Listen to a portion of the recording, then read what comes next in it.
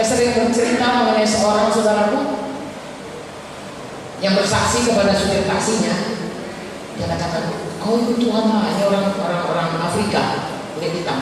Ikut Tuhan lah. Tuhan itu baik. Tuhan itu, kalau kita percaya Dia, doanya kita ke surga. Surga itu rumah kita kesal. Biar kita ada rumahmu di dunia ini, ada rumahmu dibikin Tuhan di surga. Jalannya emas. Sana semuanya orang gak harus kesini perang-perang kayak kita ini. Semuanya aman, damai, gak ada yang masalah. Diceritakannya lah semua yang baik-baik mengenai surga, seperti kita baca dalam buku Wahyu itu. Lalu kemudian menjelang tempat dia gerejanya, ditanya sama supir ini, Pak, dari tadi Bapak cerita surga itu baik, surga itu baik. Kalau kita mati kita di surga. Bapak ini kenapa nggak mati aja? Dia katakan. Kenapa Bapak nggak bunuh diri mati aja? Nanti kan Bapak kan ke surga. Baru mau dia cerita udah sampai lah dia di tujuan. Lalu turun dia berpikir dia, gimana aku menerangkannya sama orang ini? Saudaraku, sebenarnya kita memang betul. Begitu kita selamat, sudah ada rumah kita di surga.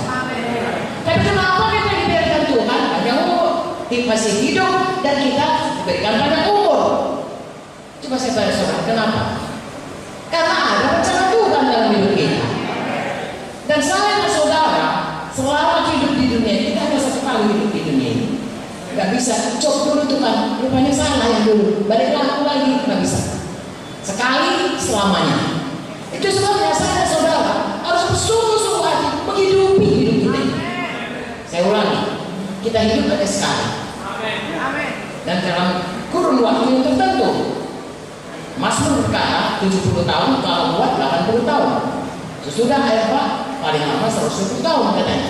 Oke, katakanlah 100 bahkan 1000 tahun. Usia pertama sekitar 1000 tahun. 1000 tahun saudaraku, ya dibanding kekekalan itu juga ada apa-apanya. Hanya setitik dalam satu garis yang panjang yang tidak terhingga. Hidup kita di dunia yang 100 tahun ini. Dan dalam 100 tahun itu ditentukan bagaimana telah hidup kita dalam kekekalan itu. Itu sebabnya saya dan saudara harus bersungguh-sungguh hati. Dengan apa bersungguh hati? Apa kata Tuhan? Haleluya. Apa kata orang? Apa kata Tuhan yang betul? Orang kaya anak muda itu saudaraku. Orang berkata, berkali dia, kaya dia, begitu dia, begini dia. Kau jadilah seperti dia. Orang Tuhan akan berkata begitu pada anaknya. Tapi Tuhan berkata, karena orang kaya pikirannya kaya saja. Maka Tuhan berkata, hai orang bodoh. Kau kaya dalam harta, kan miskin secara rohani. Harta surga. Saudaraku, semua orang bilang orang muda ini baik. Kalau Tuhan berkata dia bodoh, bodohnya. Kita mengikut Tuhan sungguh-sungguh. Lalu orang bilang kita bodoh. Orang bilang saya bodoh, gila tadi. Pada waktu saya tinggalkan semua saudaraku, ya pelayanan saya, pekerjaan saya, pekerjaan saya saudaraku, ya saya dosen senior, paling baik saudaraku. Bukan karena saya kurang baik, Tuhan menolong saya. Sehingga sebelum saya keluar, seminggu atau 2 minggu saya keluar, ada kuesioner, ada tanya jawab kepada mahasiswa. Dosen mana yang paling baik? Dosen mana paling baik cara mengajarnya, bahan yang diajarnya, ya, dan kemudian yang paling bisa dipakai kalau kita jadi dokter di periferi atau di desa di mana saja. Kalau tahu saya dapat paling baik. Bahkan kepala bagian saya pun kalah. Mengapa? Karena Tuhan mau menyatakan dirinya bahwasanya menjadi hamba Tuhan bukan karena nggak ada kerja lain. Tuhan memilih yang terbaik untuk jadi hamba Tuhan. Saya tidak menyesal dengan tapi saudaraku, itu semuanya orang berkata saya bodoh. Semua orang bodoh. Sampai terakhir ini saya bertemu dengan teman-teman saya yang sudah 50-60 tahun. Saya masuk kedokteran tahun 60. Udah 60 tahun kami sama. Mereka ada yang sudah pakai tongkat, ada yang sebagainya. Saya keliling-keliling. Saya tanya, di mana kau? Di Timor Leste, di mana kau? Di Papua. Dia bilang, kau masih kuat ya? Lalu perkataan mereka bersaksi, bahwasanya karena kau melayani Tuhan, itu sebabnya kau masih tetap kuat dan sehat. Akhirnya mereka mengakui, kau perlu dengan bodoh. Tahu nggak saudara? Bodoh katanya, sabar kata Tuhan. Kata Tuhan yang betul. Makanya hari ini saudara pikirkan apa kata Tuhan mengenai kita. Saudaraku, pikiran duniawi jangan ikutkan apa kata firman.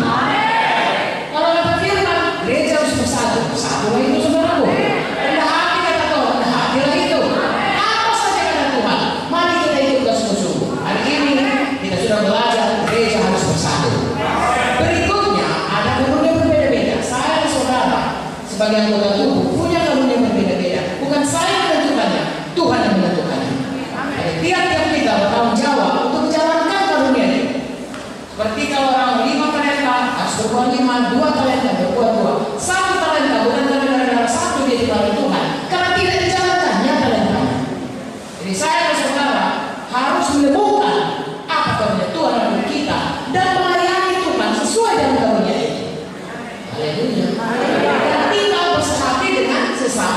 tubuh Kristus di gereja lokal.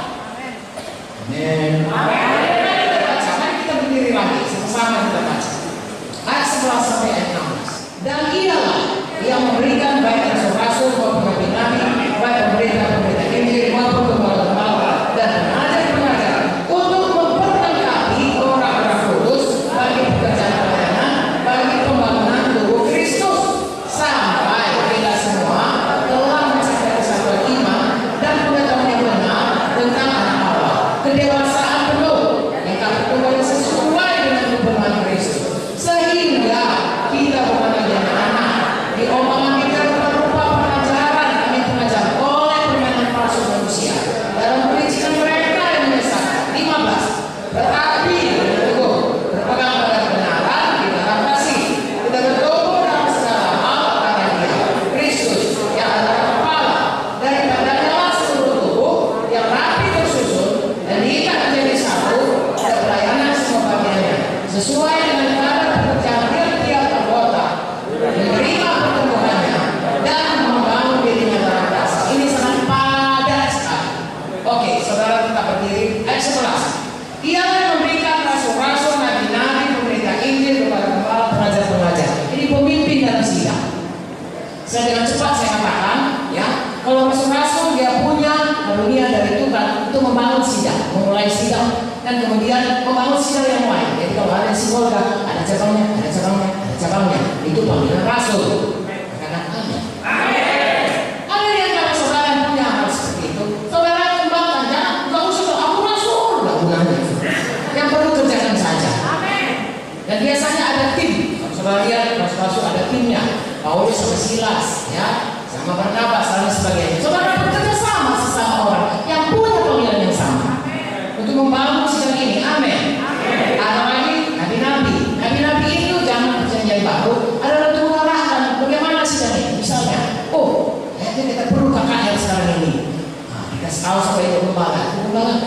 Saya dapat dalam doa saya, kita perlu KKR ini supaya banyak lah, supaya roh penginjilan, supaya jiwa-jiwa bisa menginjil. Ya banyaklah jiwa baru kita. Misalnya, saya rasa pujian penyembahan kita perlu ditingkatkan. Dua saat kita perlu dia. Saya rasa kita perlu buka. Nampaknya sudah terbuka pintu di kampung ini atau kota ini. Yang lain sebagainya. Menolong bekerja sama dengan rasul. Katakan amin. Lalu saudaraku bisa bertumbuh sedang itu bersama-sama. Haleluya. Tidak perlu saudara berkata, aku nabi. Kau dengar aku, kamu semua. Tadi kita sudah baca rendah hati.